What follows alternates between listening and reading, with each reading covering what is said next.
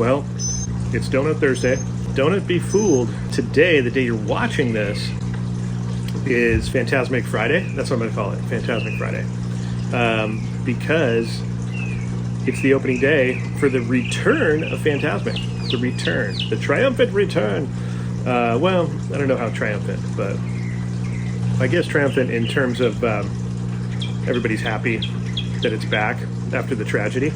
I guess there's no dragon. I didn't know. Like, I always have to say this. I have to preface my disclaimer by saying I don't watch Disney content. I don't pay attention to what Bob Iger says. So you're probably wondering, where's Katie? She's still asleep. We both have kind of a rule, unless we have somewhere to be, like on time somewhere, that we don't wake the other up if they decide they want to sleep in or something like that. That's the case definitely today for Katie. So I'm like, I'm not waking her up. It's not my thing. But I got her favorite chocolate raised. I also got chocolate bar as well for later. I'm not going to eat that right now. I just got us one each because it's so easy to go get like a half dozen and just power them. But, you know, trying to be semi-smart about it. Back to Fantasmic. Like I said, the day that you're watching this is the day that Fantasmic will return. The evening. 2 shows, weather permitting and all things permitting. I know, you know, it'll be that usual chaos that you see at either opening day for things or first night of things, you know, at Disney. So there'll be, you know, massive amount of content creators and TikTok and all that stuff. So we have that to look forward to. I'm also the guy who's like, hey, I kind of roll with it and go with the flow as far as you read the room, see what's going on. And if that first show is just too chaotic, like, we'll just go, you know, go on rides and mess around, because likely everybody will be there. You know, that'll be the place to be. And so sometimes when everybody is in the place to be, the place to actually be is not there. It's, you know, where they're not. So I don't know. We'll just see. And then if it's doable, we'll do it. You'll have to stay tuned and see. We're going to kind of try to cover the chaos as opposed to, you know, just the show. Obviously, we're going to cover the show. But we also like to show you kind of how the park is, you know, and see if we can translate that in.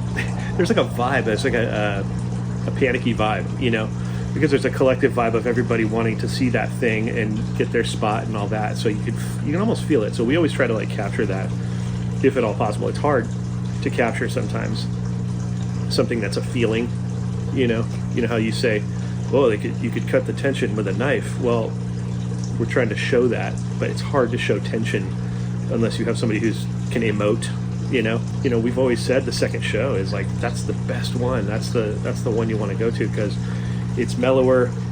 Usually you don't have to wait as long for the show, because usually you can just roll up right before and watch it. But yeah, back to that chaos of the nighttime spectacular traffic. It's been kind of confined to the hub with parades and fireworks. Now it is back to New Orleans Square, where if you don't make the right decision on where to be at what time, you could get caught behind enemy lines on the wrong side of the tracks. You ever do that where you're in Tomorrowland and you're like, oh man, we want to cross, and there's a parade and you can't, and you got to wait for the crossing point. Either way, either if you're at the hub or if you're up at Fantasyland by Matterhorn, you just have to wait. And if you get stuck at Tomorrowland, that's the worst. It's better to be stuck on the other side.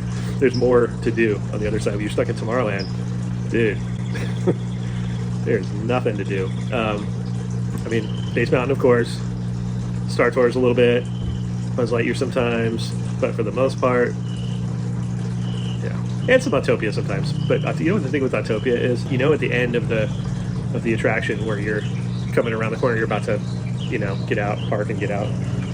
There's always a traffic jam there, and you sit there and depending on the day, you'll sit there sometimes for 5 minutes, sometimes 10 minutes. That's the only part I hate. I just hate sitting there. It discourages me from going on the attraction, to be honest. I wish I could just, you know, pull up and jump out.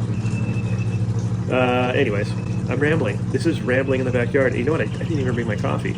I gotta get my coffee now. I'll be right back. There we go. It should be interesting to see what happens over there at the old Rivers of America. The last time we were there and filmed it, well, first time.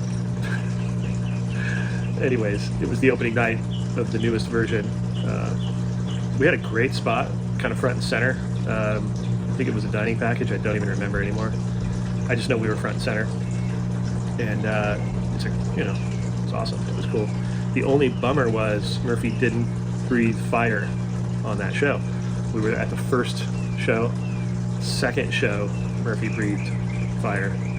But it breathed? Anyways, yeah, so that's the only bummer about that video. The other good thing about Fantasmic is that we can go to the park later. We don't have to show up super early. Also, we have a dining package, so that's even better. We don't have to stress too hard about seating. And even if we didn't have a dining package, I would still show up later because they don't really allow you to set up anywhere. They guard those areas, most of the day to not let people gather and hold spots and all that kind of stuff. I mean, you can mill around over there, but you're not going to be able to secure anything until a certain time, and that time kind of varies depending on the day and the crowds and all that stuff. Because the queue for pirates has to be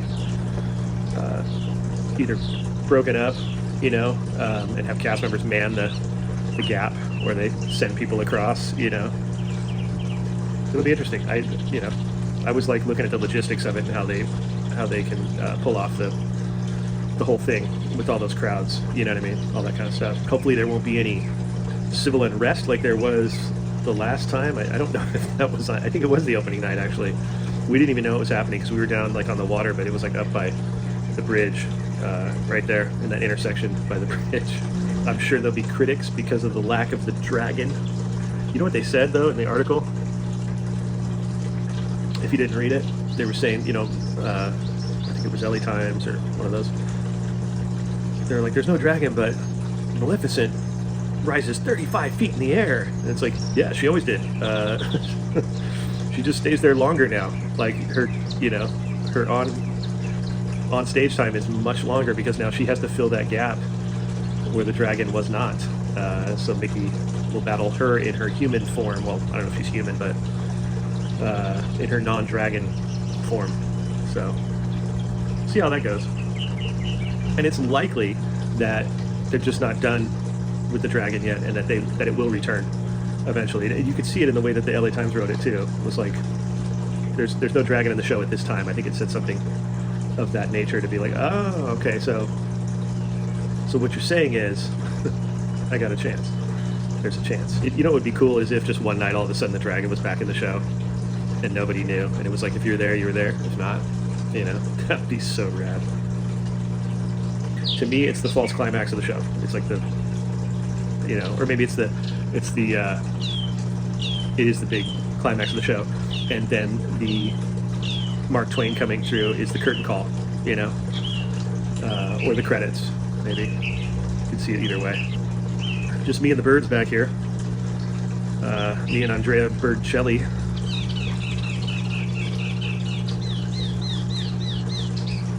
He hears his name and he has to kind of give you the goods, show you what he's about.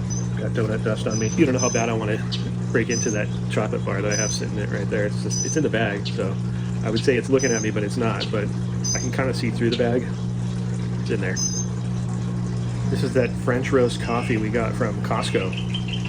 That was the Costco brand, which is, I think it's Starbucks. It's known. I think that it's Starbucks. It's just not labeled as such, but it's good. It's proper. Really strong. I have to put a lot of cream in it because Katie makes it like uber strong.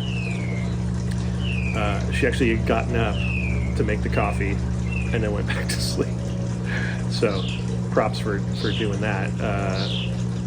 Because I don't make the coffee. It's funny, come to think of it, like there's certain things that we both do that we've like kind of assigned ourselves to in a weird way. Katie makes the coffee. It's like I can make coffee. I'm capable. It's just that, that's what she does, so I don't cross that path, What else is going on around here that I can catch you guys up with? I was working on the garage. That's such a big project.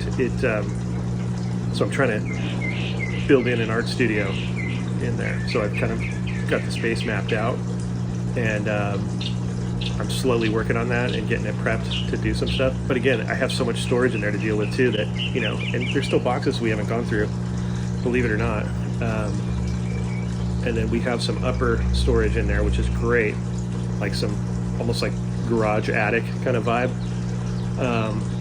But I need to get a bigger ladder to deal with it, because when I step ladder, it's a little sketchy. I need a proper ladder. I got to get in there. So there's that. I got to buy a new printer for my art stuff. I need to be able to print out images for, I want to do some silk screening. I want to do some stenciling, stuff like that. And some paintings, you know, but all of it requires, for me and my process, is I got to have a printer. So I got to get a printer. I'm making this list in my head of things: ladder, printer. I need frames for the for a lot of the stuff in my office. I haven't hung up anything in my office yet. Then there's the back bedroom, the spare bedroom. There's actually 2 spare bedrooms. Oh, there's Andrea. What's up, man? He's so cool. Yeah, so, you know, because I got the office, and then there's 2 other rooms. So one of the rooms is the guest room, and we're getting a bed. I think it's next week. We're getting a bed for there, so do that up. So that literally somebody could stay there, you know. And then the other room is a project that we have not revealed yet of what we're doing with that room. So stay tuned. It's very cool. Andrea Bercelli knows about it. No, don't tell him. He wants to tell so bad. I know, you're like Katie. You want to... No. Yeah, he wants to reveal it, but we're not going to reveal it yet. But it's something that we've been actively working on physically back there, and also kind of structurally for the project itself. Does that make sense? I don't know. I can't reveal too much. That's going to be awesome. Can't wait to share it with you guys. I don't like to hype things up too much before they happen. I don't like to telegraph things, and like, meaning like I don't like to say what I'm going to do. I just like to go do it, you know? Like to kind of, I don't know. It's just better that way. Because things, I don't know if you guys notice too, but like in life, just certain things, like you have a vision of how you want to do it, but then it never really, it doesn't manifest the way, for me anyways. I shouldn't put that on everybody, but for me, things don't manifest exactly how my vision is. They come to fruition, but it like takes a path that I didn't expect. I guess that's my point. Like, you know, you're like, oh, this is cool. I didn't expect this to happen, and you know, I like how this ended up, and I couldn't have predicted this. And I think that also just goes back to that thing of like, enjoy the journey, because who knows where you'll end up, because you're not going to end up where you think you are, and that's not necessarily a bad thing.